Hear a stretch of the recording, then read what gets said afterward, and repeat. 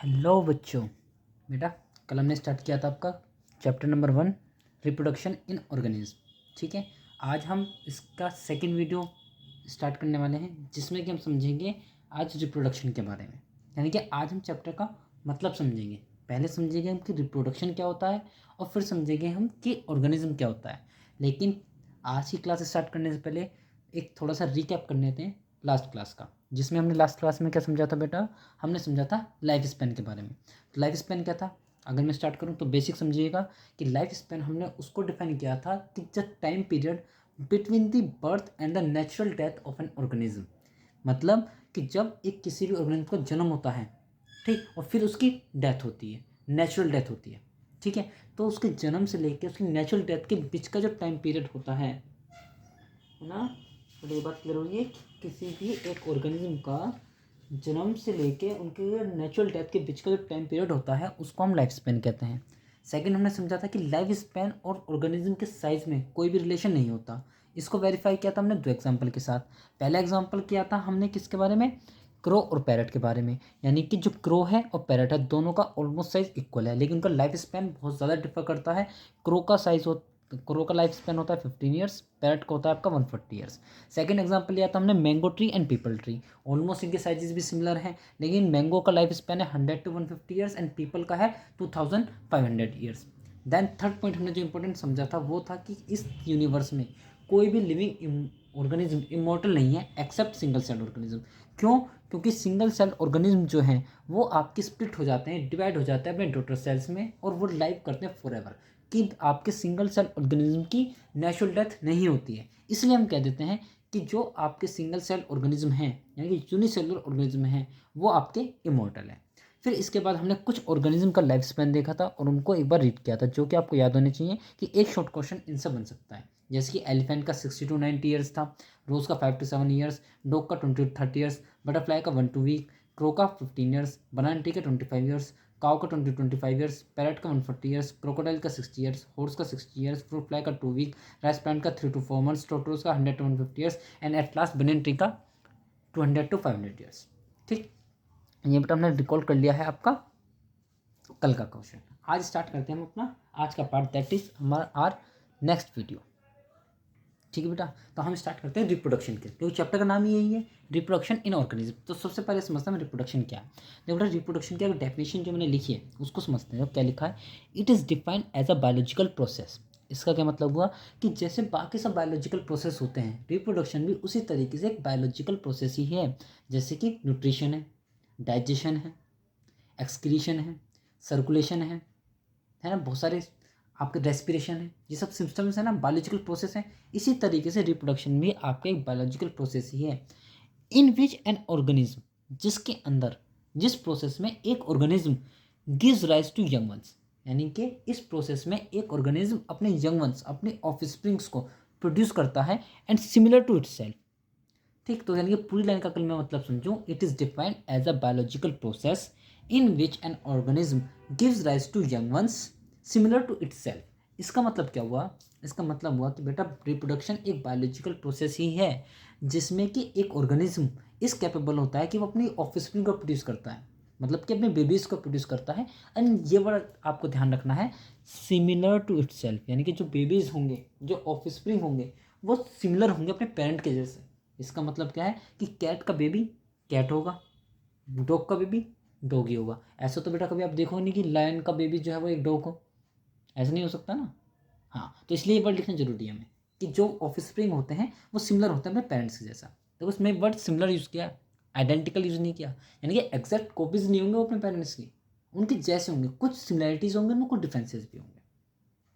ये बात क्लियर हुई। इसके बाद पढ़ते हैं बेटा सेकंड पार्ट, सेकंड पॉइंट पे, offspring grow mature and in turn produce new offspring. यानी कि ऑफस्प्रिंग जन्म लेती हैं, ग्रो करती हैं, मैच्योर करती हैं एंड अगेन वो इस फेज में आ जाती हैं कि वो फिर से नई ऑफस्प्रिंग को प्रोड्यूस कर सकें। तो इस बेसिक को हम समझे तो हम क्या कह सकते हैं, हम ये कह सकते हैं that there is a cycle of birth growth and death. यहाँ पे एक साइकिल है बर्थ की, ग्रोथ की एंड डेथ की। I think this point is also clear. Next, move to the third point. Reproduction enables the continuity of the species generation after generation. और ये point आपको लिखना होगा द एडवांटेजेस ऑफ रिप्रोडक्शन में। अगर कोई भी आपसे पूछे कि रिप्रोडक्शन का एडवांटेज क्या है, तब आप इस पॉइंट को लिख सकते हैं। क्या ये पॉइंट क्या कह रहा है?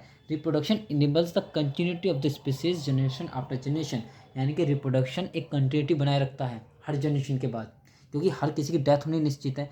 तो वो उस स्पीसीज की कंटिन्यूटी बनाए रखने के लिए रिप्रोडक्शन बहुत ज़्यादा ज़रूरी है। अगर रिप्रोडक्शन नहीं होगा तो वो स्पीसीज एक टाइम पर आकर एक्सटिंक्ट हो जाएगी। तो आपको किसी भी स्पीसीज को एक्सटिंक्ट होने से बचाने के लिए रिप्रोडक्शन इज़ वेरी एसेंशियल। ठीक है बेटा, चलो अब आते हैं नेक्स्ट पॉइंट पे। नेक्स्ट पॉइंट क्या कह रहा है? Organism habitat, internal physiology and several other factors are collectively responsible for the mode of reproduction. देखो बेटा, यहाँ पे वर्ड क्या है? मोड ऑफ रिप्रोडक्शन, यानी कि रिप्रोडक्शन करने का तरीका। ठीक है बेटा, बचपन में हम गेम्स खेलते थे, है ना। अब देखो, गेम एक ही होता है लेकिन उसके मोड्स अलग अलग हो सकते हैं। CPU मोड है, प्लेयर वर्सेस प्लेयर मोड है, क्लासिक मोड है, बहुत सारे मोड्स होते हैं ना, यानी कि एक काम करने के अलग अलग तरीके। इसी तरीके से रिप्रोडक्शन तो सब में होना है, लेकिन हर ऑर्गेनिज्म का अपना एक मेथड है रिप्रोड्यूस करने का। एनिमल्स का अपना अलग एक मेथड है, कुछ प्लांट्स का अपना अलग मेथड है, फंगस का अपना अलग मेथड होगा, है ना। ये बात समझ में आ रही है? तो ये वाला पॉइंट बता रहा है कि जो अलग अलग टाइप के ऑर्गेनिज्म हैं उनका अलग अलग मोड ऑफ रिप्रोडक्शन है, तो वो कैसे डिसाइड होता है।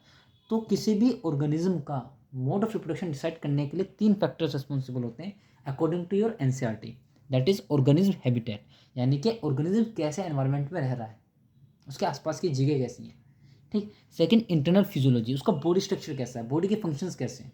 एंड सेवरल अदर फैक्टर्स, ये आपके एनसीईआरटी में डिक्टो लाइन ऐसे ही मिलेगी आपको लिखी हुई। तो कभी भी आपसे एमसीक्यूज या वैसे शॉर्ट में पूछ लिया जाए कि वो कौन से फैक्टर्स हैं जो डिसाइड करते हैं कि किसी भी ऑर्गेनिज्म का मोड ऑफ रिप्रोडक्शन क्या होगा, तो आप 3 चीज़ें लिखोगे। पहला, organism habitat, second, internal physiology and several other factors are responsible for the mode of reproduction. I think this point is clear to you. ठीक है, let's move on to next point, that is based on number of organism participated in the process of reproduction it is of 2 types. मतलब कि अगर हम बात करें कि reproduction के प्रोसेस में कितने ऑर्गेनिज्म पार्टिसिपेट कर रहे हैं, ठीक है, एक इंडिविजुअल पार्टिसिपेट कर रहा है, 2 इंडिविजुअल पार्टिसिपेट कर रहे हैं, इस बेसिस को अगर हम ध्यान में रखते हैं तो बेटा हम कह सकते हैं कि रिप्रोडक्शन आपका 2 टाइप का होता है। एक होता है एसेक्सुअल रिप्रोडक्शन और एक होता है आपका सेक्सुअल रिप्रोडक्शन। ठीक है, एसेक्सुअल एंड सेक्सुअल, अब इनमें डिफरेंशिएट करते हैं। देखो बेटा, एसेक्सुअल यानी कि of spring produced by single parent, यानी कि एसेक्सुअल के अंदर जो ऑफस्प्रिंग्स प्रोड्यूस होती हैं उनको प्रोड्यूस करने के लिए सिर्फ एक ही पेरेंट की रिक्वायरमेंट होती है, जबकि सेक्सुअल रिप्रोडक्शन में 2 पेरेंट्स नीडेड होते हैं, अपोजिट सेक्स के होने चाहिए वो पार्टिसिपेट। ठीक है, लेकिन बेटा ये फर्स्ट पॉइंट हमने लिख दिया डिफरेंशिएट करने के लिए। जो मेन पॉइंट है जो डिफरेंशिएट करता है बिटवीन एसेक्सुअल एंड सेक्सुअल, वो आपका सेकंड पॉइंट है। वो क्या? विद और without the involvement of gamete formation. एक बात याद रखना बेटा, एसेक्सुअल में ये ज़रूरी नहीं है कि गैमेट्स नहीं बनेंगे। बच्चे यहाँ बहुत ज़्यादा कन्फ्यूज होते हैं, वो समझते हैं कि एसेक्सुअल में गैमेट्स बनेंगे नहीं, जबकि एनसीईआरटी क्या कहती है कि गैमेट्स बन तो सकते हैं लेकिन वो फ्यूज नहीं होंगे। इस बात का ध्यान रखना है।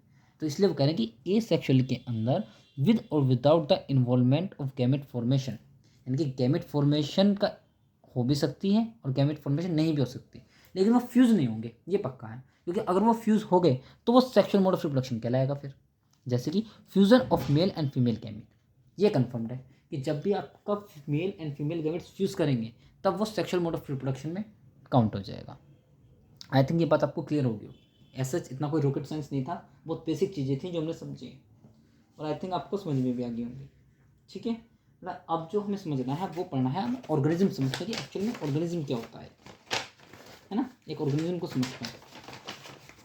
अब जैसे कि आप 9th क्लास में अगर आप पढ़ के आए हो तो बेटा 9th में भी 11th में भी अगर बायोलॉजी आप पढ़ रहे हो, साइंस पढ़ रहे हो, तो बेसिकली इतनी अंडरस्टैंडिंग तो हो ही जाती है। फिर भी मैं आपको एक बार रिकॉल करा देता हूँ। बेटा हमारा जो बॉडी ऑर्गेनाइजेशन है उसको समझते हैं किस तरीके से। देखो, हम सब जानते हैं कि सारे लिविंग ऑर्गेनिज्म की सबसे बेसिक यूनिट क्या है? सेल।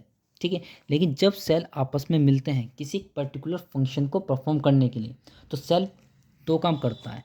एक तो सेल डिवाइड होगा और सेल डिफ्रेंशिएट होगा। ठीक, देखो डिवाइड से क्या मतलब है? डिवाइड से मतलब है बेटा कि increase in number, increase in number, यानी कि सेल अपने नंबर बढ़ा रहा है। और डिफ्रेंशिएशन यानी डिफ्रेंशिएट का मतलब होता है कि modification according to our function, modification to perform specific function. इसका मतलब है बेटा कि आपके जो सेल्स हैं, जिनके स्टेम सेल्स तो सब सेम होते हैं, लेकिन देखो हमारे फैट सेल है, न्यूरॉन सेल है, सब अलग अलग टाइप के सेल हैं। तो यानी कि कुछ सेल्स क्या करते हैं, अपने फंक्शन को परफॉर्म करने के लिए, एक स्पेसिफिक फंक्शन को परफॉर्म करने के लिए वो अपने अंदर कुछ मॉडिफिकेशन ले आते हैं, अपना स्ट्रक्चर चेंज कर लेते हैं, अपनी फंक्शन चेंज कर लेते हैं। तो उस प्रोसेस को हम क्या कहते हैं, डिफ्रेंशिएशन। तो इसका जो रिजल्ट मिलता है, यानी कि सेल डिवाइड और डिफ्रेंशिएट होकर वो कन्वर्ट हो जाता है किस में, टिश्यूज़ में। किस में कन्वर्ट हो जाता है, टिश्यूज़ में। इसी तरीके से टिश्यूज़ आपको ग्रुप कर कर आगे क्या बनाते हैं, ऑर्गन्स। ठीक है, और ऑर्गन्स आगे जाके क्या बनाते हैं, एक ऑर्गन सिस्टम। ठीक है, और फाइनली बेटा ऑर्गन सिस्टम कंप्लीटली रिजल्ट करता है एक कंप्लीट ऑर्गेनिज्म में। ठीक,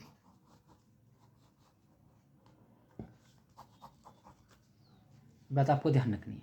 ठीक है, तो अब हम डिफाइन करते हैं हम किस लेवल पे वर्क कर रहे हैं, ऑर्गेनिज्म पे। यानी कि हम पढ़ेंगे कि जो रिप्रोडक्शन है वो ऑर्गेनिज्म में किस तरीके से होता है, क्या क्या मोड ऑफ रिप्रोडक्शन हो सकते हैं, क्या बेनिफिट हैं और क्या नहीं। ठीक, अब इसके बाद बेटा एक पॉइंट और लिख लेते हैं, वो एनसीईआरटी में तो नहीं है, लेकिन मैं फिर भी आपको एक बताना चाहता हूँ, एक चीज़ नोट करना स्टार मार्क करके, कि जो रिप्रोडक्शन है, reproduction may be a choice, may be a choice for an individual, for an individual। इसका क्या मतलब हुआ कि किसी एक इंडिविजुअल के लिए रिप्रोडक्शन एक चॉइस हो सकती है। ठीक बेटा, किसी भी स्पीसीज का एक कोई भी इंडिविजुअल है उसकी चॉइस हो सकती है कि वो रिप्रोडक्शन करे या ना करे। ठीक है, यानी कि आप उस पर कोई भी बाउंडेशन नहीं कर सकते, वो इतना रिक्वायरमेंट नहीं है। ठीक है, बट आगे एक लगा लाइन लगाते हैं, but it is necessity, it is necessity for an species. लेकिन अगर हम एक स्पीसीज़ की बात करें तो ये नेसेसिटी ज़रूरत बन जाती है, क्योंकि बेटा अगर कंप्लीट स्पीसीज़ के, एक पर्टिकुलर स्पीसीज़ के सभी इंडिविजुअल्स ने डिसाइड कर लिया कि रिप्रोडक्शन नहीं करना है और वो रिप्रोड्यूस ना करें, तो बेटा एक टाइम पर सबकी डेथ होनी निश्चित है। तो एक टाइम ऐसा आएगा कि वो स्पीसीज़ ही एक्सटिंक्ट हो जाएगी, और अगर वो स्पीसीज़ एक्सटिंक्ट हो गई तो यानी कि एक इकोसिस्टम में से एक टूल आपका क्या हो गया, डिग्रेड हो गया, और बेटा आपका जो बैलेंस है इकोसिस्टम का वो कोलैप्स कर जाएगा। ठीक है, और ये बात हमारे नरेंद्र मोदी भी जानते थे, हमारे प्रधानमंत्री जी। इसलिए उन्होंने क्या किया, आपने देखा है ना, चीता वापसी लाया गया है। क्यों, क्योंकि आपकी जो स्पीसीज थी वो यहाँ से हमारे इंडिया से पूरी एक्सटिंक्ट कर चुकी थी। ठीक है, उसका ऐसा इफेक्ट हमें अभी देखने के लिए नहीं मिला, लेकिन धीरे धीरे इफेक्ट देखने के लिए मिलता आगे जाकर। ठीक है बेटा, क्योंकि इस यूनिवर्स में हम सब एक दूसरे से डायरेक्टली और इनडायरेक्टली कनेक्टेड होते हैं। ठीक है, तो वो पूरा का पूरा हमारा इकोसिस्टम जो है वो आपको क्या, डिसबैलेंस हो जाता। इसलिए हमें ये स्टेप्स उठाने पड़ते हैं। तो हम क्या कह सकते हैं कि रिप्रोडक्शन एक इंडिविजुअल की तो चॉइस हो सकती है, वो करे या ना करे कोई इतना बड़ा फर्क नहीं पड़ेगा, लेकिन एक स्पीसीज को मेंटेन करने के लिए ये बहुत ज़्यादा ज़रूरी है। आई थिंक बेटा आज के लिए इतना ही काफ़ी है, और एंड आई होप आपको सब कुछ बिल्कुल अच्छे से समझ में आ रहा है। और कोई भी डाउट होता है तो let me know in the comment section.